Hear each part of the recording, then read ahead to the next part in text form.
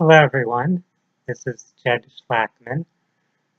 I'm a licensed mental health counselor as well as a spiritual energy healer.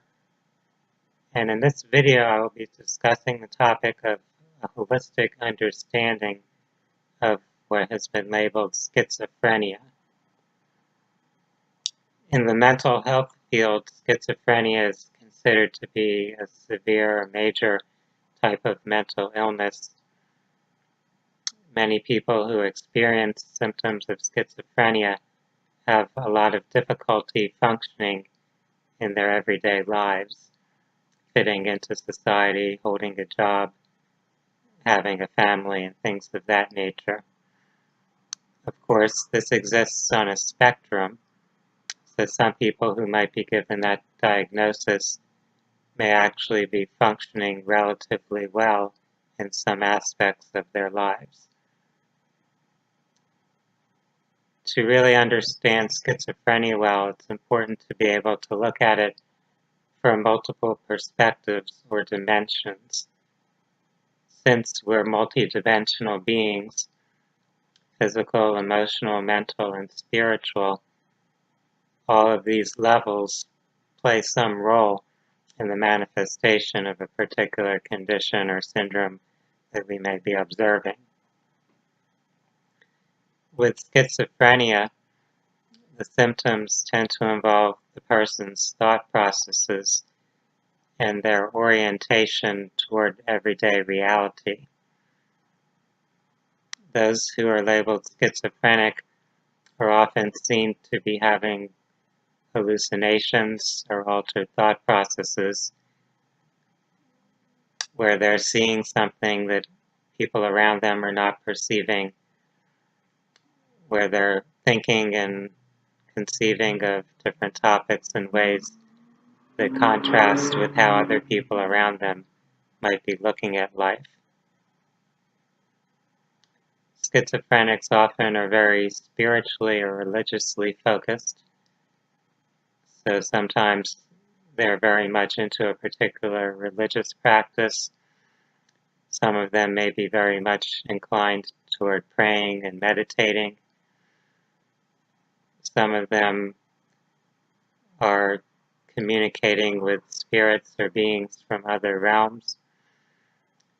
So we can see on one level that there's a significant spiritual activation or focus, a heightened orientation toward the spiritual plane by those who have this label of schizophrenia.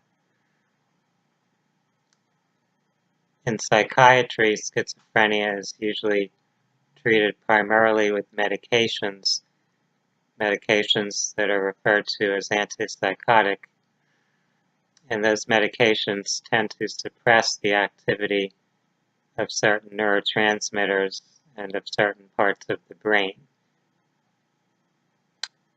So we can look at the physical level, the biochemical level, and see that there's some type of biochemical activity that seems to be part of this process of a person having schizophrenic symptoms. From a metaphysical perspective, we can see that schizophrenia, this focus upon the spiritual plane, this dissociation from the physical environment or from the physical body, can be a defense mechanism or coping mechanism, a way for a person to protect themselves when they're facing some type of fear, some type of stimulus that is threatening to them. In fact, most or maybe all of the different major mental illnesses are actually coping mechanisms. There is a rhyme and reason to why people are reacting and responding to life in the manner that they are. So it is in some way a functional mechanism that perhaps has been overdeveloped or is overactive, that's being used in situations where it's no longer needed, and that's why the person appears to be dysfunctional. Yet that basic coping mechanism does have a functional purpose to it. And if we wish to help those individuals, it's valuable to understand the why, the functional reason for why that person has those symptoms, those reactions or behaviors. One very prominent, well-known energy healer is Barbara Ann Brennan, who has a set of 3 books that go into a lot of depth and detail about energetics and psychology, our spiritual path, and how different psychological issues and personality patterns are reflected in our energy system, in our aura, and in our chakras. Brennan borrows a lot from core energetics, bioenergetics, from these systems that look at that relationship between the psychology and the core personality, how that is reflected in energetic patterns. And in her work, she identifies some primary personality defense mechanisms, different character structures that are designed in some way to help a person cope with their environment, to help them feel safe and protected. One of those types or character structures that she defines is the schizoid type. And this would be the basic pattern that is in a way behind what we could see as schizophrenia. Schizophrenia would just be the basic schizoid type expressed to an extreme. So in her work, she says for schizoid personality structures that their main issue is existential terror. So a very deep basic fear related to their existence. And the main fear that she describes there is a fear of living in the human body as an individual. If we are in our human body, having this human experience, we are individuating. We're having a sense of ourselves as an individual, as a personality that is discrete from those other people and beings who exist in the world around us. Now, she says that those individuals have likely experienced direct aggression, so that is what has threatened their sense of safety, what has made them feel unsafe existing here in this individual human body. And their defense mechanism, their defensive action to cope with that is to leave the body. Now, what does it mean in this sense to leave the body? Obviously, the person hasn't killed themselves, they're still there in their body, experiencing human life, yet their focus of consciousness is not fully immersed in the body. They're more focused within their own mind and within the spiritual planes. So they've brought that focus of their consciousness and their energy up toward those higher realms and toward the non-physical. So if you were to perceive that person's aura, there would be an imbalance where more of the energy in the aura has been brought up into the upper chakras, especially the third eye chakra and the crown chakra. By doing this, the person may be activating different intuitive and psychic abilities. They may be clairvoyant or clairsentient. They may be able to, quote, hear voices, but those aren't necessarily imagined voices. They could be messages or telepathic communications coming from the spiritual realm, from beings that are discarnate, or even the thoughts that are being projected from other living people. So it's possible for those who have those schizoid tendencies to be very intuitive in that sense. And in addition to protecting themselves, taking that defensive action of leaving their body to escape the aggression they've experienced, to separate themselves from whatever threat they've perceived on the physical plane, they may also be gaining this intuitive information as another protective mechanism, as an expanded form of sensory awareness, so that they can recognize any threats in their environment even more effectively than if they didn't have those senses expanded. So having those intuitive capacities could be seen as another survival tool. We have our regular five senses to examine our environment, to perceive any potential threat, but just consider how much more ability you would have to identify threats if you could access that psychic information. So these individuals really, in a sense, have a valuable tool for their protection, to give themselves a sense of safety, a sense that they can escape or avoid any threat that may be in their surroundings. Next, in Brennan's work, she looks at the results of that defensive action. And one significant result is a weaker body. Now, this may not always appear to be the case, but in some cases you'll see the person has significant weaknesses on a physical level because that energy has been pushed into that imbalanced state. More energy is focused on the mental and spiritual realms, so there is less energy available to maintain healthy functioning on the physical level. Brennan identifies a concept that she calls the person's relationship to their core essence.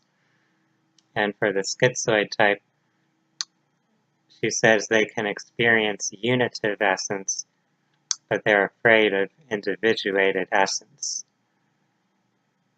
If we think about the different experiences that people who are labeled schizophrenic present with, we'll notice that some of them really enjoy being on that spiritual plane or level and feeling themselves connected to all of life. Having that sense of spiritual connection or oneness can be a positive thing. However, if we become too attached to that and dependent upon it and afraid to exist here fully in our physical form, to fully experience human life and human relationships, then we're out of balance. So the challenge there, the human need, at least for those schizoid individuals, is to be able to individuate, to actually surrender and embrace being human, to not rely on just feeling themselves as a spiritual being that is connected to a greater spiritual source, but to actually be okay with this individuation. One interesting thing that Brennan points out is that the personality character structure has a certain time distortion. In the case of these individuals on the schizoid spectrum, she says that they experience universal time, but it's difficult for them to experience linear time, to really be in the now in the physical world. So it's kind of like they're in a dream type state where time isn't experienced the same way as we experience it here on the physical world in this space-time realm. On the spiritual planes, it's as though everything almost happens at once. Our thoughts and focus of consciousness can bring us anywhere in space or time. It's really a place where your thoughts create your reality much more directly than is occurring on the physical plane. So those who are schizophrenic may feel more comfortable in that state where they're kind of detached from linear time. But to function in this world here on the physical plane, we actually need to adapt to those dimensionalities of time and space to be able to operate according to those structures. So that gives us a little insight into the functioning of those who are somewhere on that schizoid spectrum, in particular those who are toward the extreme, who may be given a label of schizophrenia or some psychotic disorder. From this spiritual or metaphysical perspective, it's not really that they have an illness per se, it's that they've become overly stuck in this particular personality pattern or coping mechanism. They're overreacting to that existential anxiety, to that fear, to that trauma they may have experienced. And therapeutically, they need some support in helping heal and release whatever original threat or trauma they encountered, so that they can allow themselves to, in a sense, settle, to become more grounded, more fully physical in this earth plane. So that, in a sense, is the challenge, to be human, to be okay in the physical body, to trust life, to know that they can handle their social surroundings and their physical surroundings and not have to constantly escape into some dream state, into an astral plane or spiritual dimension. Going further into this subject, to understand how those particular symptoms are created, how they are generated through the physical body and brain, we can look at the biochemistry that's involved. When a person experiences some major threat, a situation that provokes great anxiety or fear, the instinctual reaction on the physical chemical level is to produce certain hormones and neurotransmitters, certain chemicals that are designed to enable that individual to react or cope with that stress. We have the fight or flight chemical adrenaline, and adrenaline is something that, in a sense, stimulates us. It gives our body this burst of energy if we need to run, if we need to fight. At the same time, this adrenaline is something that can really be toxic to us as it builds up in our body. These stress hormones tend to promote inflammation and different forms of disease in our body, since they're, in a sense, toxic. They're not meant to consistently circulate in our body. They're only meant to be there temporarily to help us get through that particular challenging, threatening situation. So if a person is in an environment where this stressful stimulus is prolonged, where they're continually having to react and respond to those threats and dangers, then different types of mental and physical illnesses are likely to develop. Going back to this hormone, this chemical adrenaline, the body has to process it, to metabolize it, to break it down and eliminate it so it doesn't build up to those toxic damaging levels.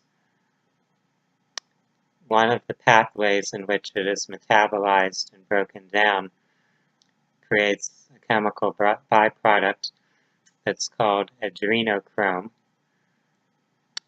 The adrenochrome would then normally be broken down further and cleared from the system entirely.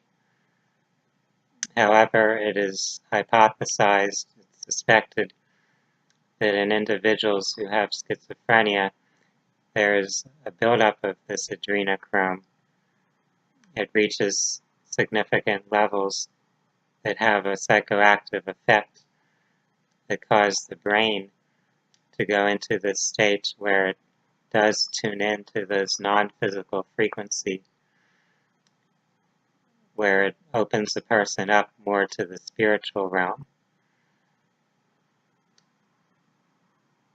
A pioneering psychiatrist named Abram Hoffer did a lot of research on this particular chemical, as well as different other chemicals and nutrients that are involved in various mental illnesses. Hoffer discovered that you could give adrenochrome to a quote normal person, and by doing so induce temporarily all the symptoms that appear in schizophrenia. So that person would appear, at least for a little while, as though they were schizophrenic while under the influence of adrenochrome. Hoffer also did experiments using different psychedelic drugs such as LSD and mescaline, and found some similar effects. So he noticed that the chemical structure and composition of adrenochrome had some similarity to those common psychedelic drugs that people have often taken to activate those types of experiences for themselves.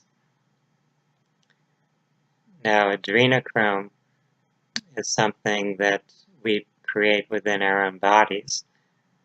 So everyone has the capacity to generate adrenochrome, yet the majority of the population are not having it build up in their body to such an extent that it's triggering those types of symptoms. Whereas this small subset of the population who have been diagnosed with schizophrenia, for them apparently it is building up in their system to some level where it creates that effect. Since there is a subconscious intelligence that's governing or operating our body, it's not that a person is consciously, intentionally creating that phenomenon. It's some innate intelligence within them is causing that chemistry to unfold in that way. So if we consider that the consciousness and the energy are what are regulating the physical body, we'll see that that person's particular personality pattern, their psychological defense reaction, is what's causing the body to regulate that chemistry in such a way to affect the brain in the manner that enables them to tune in, to connect to that spiritual plane of consciousness and detach or dissociate from the physical plane. This is a very meaningful and purposeful phenomenon, and if we just decide to look at it medically as a disorder or disease, we're really missing the picture. We're not understanding what's going on or recognizing what we could do to truly assist that person, to help that person release or resolve their anxiety so that their energy system and their body can stabilize, so that they can become more balanced, more whole, more able to live their life in a positive or productive manner. Dr. Hoffer, who I just mentioned a couple minutes ago, was able to develop protocols to treat schizophrenia on the physical level using nutrients, using particular vitamins. He found that vitamin B3, niacin, or niacinamide, was a useful method, a useful supplement to give to people who were diagnosed with schizophrenia, and for a certain percentage of them, it seemed to greatly reduce or even in some cases eliminate those symptoms. He theorized that vitamin B3 had an effect in the body that would in some way override or neutralize the adrenochrome, that would affect the metabolic processes in a manner that would ensure that this adrenochrome would not reach those toxic or psychoactive levels. This is a hypothesis. It's hard to identify and prove exactly how vitamin B3 is acting within the body, how it may or may not be affecting adrenochrome. But that's a significant subject, an issue to look at and explore further. And the actual effects that were documented are something that can't be discounted. For long-term healing, however, just using a nutrient is not a complete solution. It doesn't get to the root of the issue. It doesn't address the spiritual and psychological level. For the purpose of holistic healing, we want to consider all of these levels. So in order to address that fear or anxiety and its effects on the energetic and chemical level, we have to sometimes work on multiple levels. So we might give a person particular nutrients, certain herbs, compounds that can help the body rebalance itself, that can help the nervous system in some way settle down or come more toward an equilibrium. While we can also work on an energetic level, using different forms of energy healing to balance out the energy flow, to relieve any tension, any stress or imbalance that's developed on that level. And then, of course, we can work with the person's consciousness. We can help them reprocess their memories, their experiences, and help them release any particular emotions that may be stuck, that may be unnecessarily activated, as well as to help them clear away any belief systems or shift any thought processes that may have been contributing toward that anxiety, that have fostered that whole cascade of effects.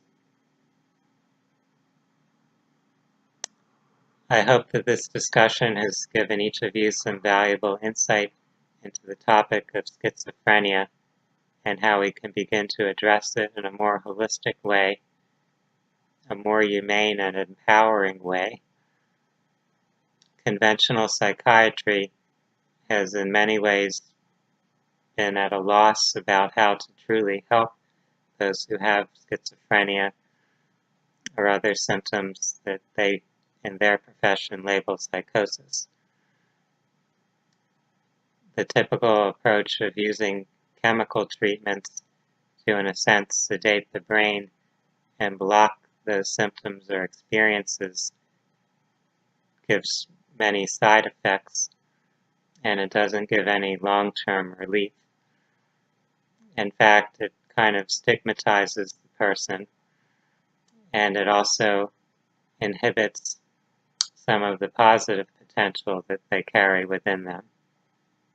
So it, in a sense, causes them to live their life less fully, less completely, since, in a way, part of their brain is being shut down or suppressed in order to block what are perceived as negative symptoms. We can approach this in a much different manner that actually gets toward the root of those symptoms, that looks at the very foundation of that person's psychology, that addresses their core spiritual concerns and helps them find a way to bring more balance into their lives.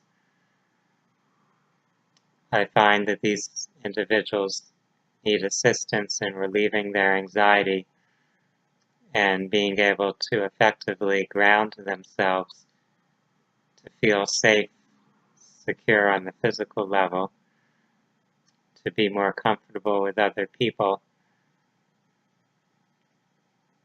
I encourage those who are working in the mental health field to really consider these ideas and to have a lot of compassion and understanding for those people that they are working to assist.